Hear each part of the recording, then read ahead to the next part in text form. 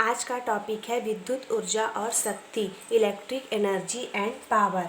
तो हम जानते हैं कि जब किसी चालक में से विद्युत धारा प्रवाहित की जाती है तो वह तार क्या हो जाता है, गर्म हो जाता है। इलेक्ट्रॉन सिद्धांत के अनुसार यदि हम लोग क्या करते हैं, ये जो चालक तार है इसके दोनों सिरों पर विभवांतर लगा देते हैं, उस स्थिति में क्या होती है, तार के प्रत्येक बिंदु पर विद्युत क्षेत्र उत्पन्न हो जाता है, जिससे जो इलेक्ट्रॉन है वो विपरीत दिशा में क्या करने लगते हैं, त्वरित हो जाते हैं। ये त्वरित इलेक्ट्रॉन तार के धन आयनों से टकराते हैं, प्लस माइनस धन आयन से क्या होंगे, टकराएंगे, तो बैटरी से प्राप्त अपनी ऊर्जा को खोते जाते हैं। आगे पुनः त्वरित होते हैं और पुनः धन आयनों से टकराकर अपनी ऊर्जा खोते चले जाते हैं। इलेक्ट्रॉनों के द्वारा खोई गई यह ऊर्जा ही तार में ऊष्मा के रूप में प्रकट होती है। तो इस प्रकार से इलेक्ट्रॉनों द्वारा खोजी गई ऊर्जा विद्युत ऊर्जा के क्या है, स्रोत से प्राप्त होती है। तो जब किसी चालक के सिरों के बीच विभवांतर V लगाया जाता है तो विद्युत धारा को विद्युत परिपथ में चलाने के लिए विद्युत स्रोत द्वारा कार्य किया जाता है। यही कार्य ही तार में ऊष्मा के रूप में प्रकट होती है। मान लेते हैं किसी तार के सिरों के बीच V विभवांतर लगाने पर t सेकेंड में उसमें I विद्युत धारा प्रवाहित होती है। तो t सेकेंड में तार में बहने वाला आवेश को Q से प्रदर्शित करते हैं और आवेश इक्वल टू क्या होता है, धारा गुणा समय, मतलब I इंटू टी। धारा को I से प्रदर्शित करते हैं और समय को T से। ये हो गया हमारा इक्वेशन नंबर 1। अब विभवांतर की परिभाषा से Q जो आवेश है उसको तार के एक सिरे से दूसरे सिरे तक ले जाने में किया गया कार्य बराबर यहाँ पर क्या हो जाएगा, आवेश इंटू विभवांतर। तो यहाँ पर से Q का मान रख देंगे तो हमको W इक्वल टू क्या प्राप्त होगा, ITV या फिर VIT, या फिर क्या लिख सकते हैं इसी को हम VIT। इसको मान लेंगे इक्वेशन नंबर 2। लेकिन हमारा क्या होता है, R इक्वल टू क्या होता है, विभवांतर बट्टे धारा। तो यहाँ पर से V इक्वल टू क्या हो जाएगा, I इंटू R। तो यहाँ पर हम लोग समीकरण नंबर 2 में V का मान रख देंगे, तब हमको W इक्वल टू क्या प्राप्त होगा, I स्क्वेयर RT, ये प्राप्त होगा। अब यहीं पर से हम लोग क्या निकाल सकते हैं, I इक्वल टू क्या निकाल सकते हैं, V अपॉन R। अब समीकरण नंबर 2 में अगर समीकरण नंबर ये जो 3 मान लेते हैं, 3 में I का मान रखेंगे तो W इक्वल टू क्या प्राप्त होगा, V स्क्वेयर RT अपॉन क्या हो जाएगा, यहाँ पर I का स्क्वायर है तो R का भी क्या हो जाएगा, स्क्वायर। तो W इक्वल टू क्या प्राप्त होगा, V square T upon R। अब उसके बाद क्या होता है, समीकरण number 2 W equal to VIT, समीकरण number 3 W equal to I square RT, समीकरण number 4 W equal to V square T upon R। ये क्या है, कार्य ही ऊष्मा के रूप में प्रकट होता है। तो इस प्रकार से उत्पन्न ऊष्मा को हम लोग प्रदर्शित करते हैं कैपिटल H से, H हीट। तो H इक्वल टू क्या लिख सकते हैं, VIT, और क्या लिख सकते हैं, H equal to I square RT, और क्या लिख सकते हैं, H equal to V square T upon R। तो ये तीनों फार्मूला आप लोग को याद होनी चाहिए, न्यूमेरिकल क्वेश्चन बनाने में काम आएगा। तो ये क्या था हमारा विद्युत ऊर्जा और विद्युत ऊर्जा के लिए व्यंजक। अगला टॉपिक पढ़ेंगे हम इलेक्ट्रिक पावर। इलेक्ट्रिक पावर, विद्युत शक्ति। तो किसी परिपथ में ऊर्जा क्षय होने की दर को क्या कहा जाता है, इलेक्ट्रिक पावर। दूसरा परिभाषा दे सकते हैं, किसी विद्युत परिपथ में धारा प्रवाहित करने पर कार्य होने की दर को विद्युत शक्ति कहते हैं, और इसे हम लोग विद्युत शक्ति को कैपिटल P से प्रदर्शित करते हैं। अब मान लेते हैं किसी विद्युत परिपथ में T समय में ऊर्जा क्षय मतलब किया गया कार्य क्या हो, W हो। तो उस स्थिति में हमारा शक्ति इक्वल टू निकलता है कार्य बट्टे समय, ये इसका होता है फॉर्मूला। शक्ति को P से प्रदर्शित करते हैं, कार्य को W से और समय को T से। तो P इक्वल टू क्या निकल जाएगा, W/T। इसको मान लेंगे हम लोग समीकरण नंबर 1। अब ये जो हमारा शक्ति है उसका SI मात्रक होता है वाट। क्या होता है, वाट, और इसका संकेत है W। तो यहाँ पर से हम लोग 1 वाट का परिभाषा दे सकते हैं। शक्ति का मात्रक क्या हुआ, वाट। तो 1 वाट इक्वल टू कार्य का मात्रक क्या होता है, जूल।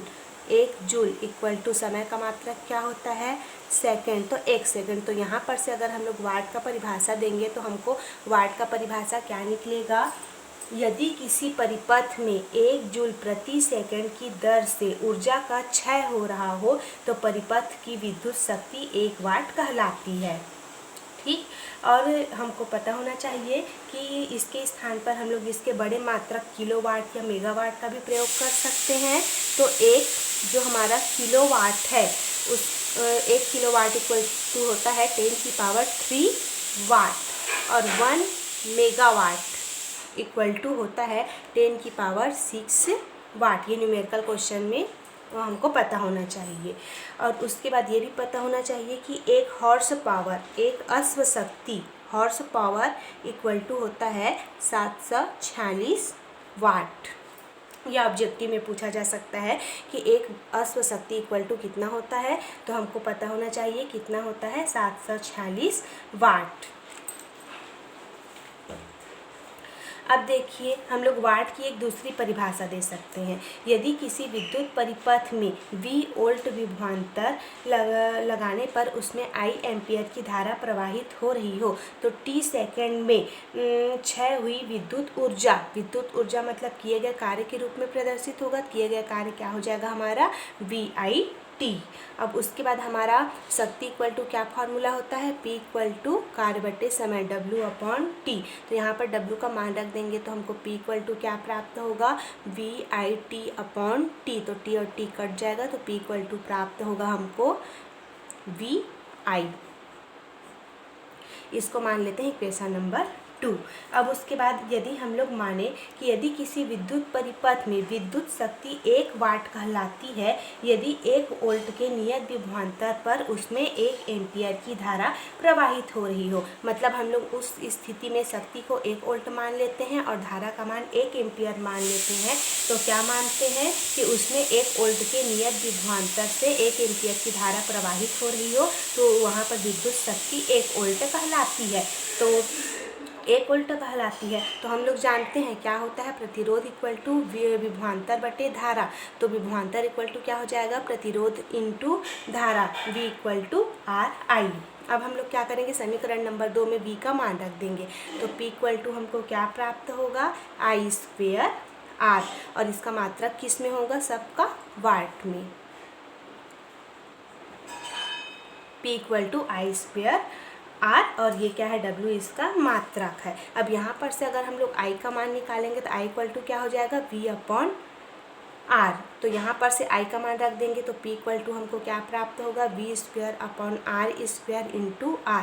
तो P इक्वल टू क्या प्राप्त होगा, V²/R वाट। तो इस प्रकार से हमारा शक्ति का भी कितना व्यंजक निकला, P equal to VI, P equal to I²R और P इक्वल टू V²R। ये तीनों फार्मूला आप लोग को याद होनी चाहिए, न्यूमेरिकल क्वेश्चन बनाने में हेल्प होगा। जैसे हमको न्यूमेरिकल क्वेश्चन में पूछेगा कि विभवांतर याद कीजिए तो ये वाला फार्मूला लगेगा, प्रतिरोध याद कीजिए तो ये वाला फार्मूला लगेगा। कहाँ पे किस फार्मूले का यूज़ होगा, ये न्यूमेरिकल क्वेश्चन बनाएंगे तब अच्छे से पता चलेगा। उसके बाद है विद्युत परिपथ में व्यय होने वाली ऊर्जा के लिए व्यंजक। तो सब हम लोग क्या निकालते हैं, शक्ति इक्वल टू क्या होती है हमारा, कार्य बटे समय, P इक्वल टू W/T। तो W इक्वल टू क्या हो जाएगा, P इंटू T। अब यहाँ पर से अगर हम लोग कार्य का मात्रक निकालें तो कार्य का मात्रक हमारा P मतलब क्या है, ये हमारा पावर का मात्रक क्या होता है, वाट, और समय का मात्रक क्या होता है, सेकंड। तो 1 वाट इंटू 1 सेकंड। ठीक, अब उसके बाद हम लोग क्या करेंगे, वाट इक्वल टू हमारा क्या होता है, कार्य बटे समय, कार्य का मात्रक जूल बटे सेकंड। तो 1 वाट इक्वल टू क्या लिख सकते हैं, 1 जूल बटे एक सेकेंड इंटू 1 सेकेंड। तो यहाँ पर से सेकेंड और सेकेंड कट जाएगा। तो इस प्रकार से हमारा कार्य का मात्रक क्या निकलेगा? 1 जूल। तो यहाँ पर से हम लोग 1 जूल का परिभाषा कैसे देंगे? 1 जूल ऊर्जा वह ऊर्जा है जो किसी परिपथ में 1 वाट शक्ति की विद्युत धारा 1 सेकेंड तक प्रवाहित होने पर व्यय होती है। तो यहाँ पर से आप लोग को 1 जूल का भी डेफिनेशन पता होना चाहिए। अब जैसे हम लोग अभी पढ़े हैं कि शक्ति का एक बड़ा मात्रक क्या होता है? किलोवाट। तो उस स्थिति में हम लोग क्या लिख सकते हैं? P का मात्रक 1 किलोवाट। और जब ये इसको किलोवाट में चेंज किए हैं तो समय का मात्रक जो सेकेंड है वो किस में चेंज हो जाएगा? घंटा में। तो कार्य इक्वल टू 1 किलोवाट गुणा 1 घंटा। ठीक, तो यहाँ पर से हम लोग 1 किलोवाट घंटा का डेफिनेशन दे सकते हैं। 1 किलोवाट घंटा विद्युत ऊर्जा की वह मात्रा है जो किसी परिपथ में 1 किलोवाट शक्ति की विद्युत धारा 1 घंटे तक प्रवाहित होने पर व्यय होती है। तो यहाँ पर से आप लोग को 1 जूल का डेफिनेशन, 1 किलोवाट घंटा का डेफिनेशन, ये सब पता होना चाहिए।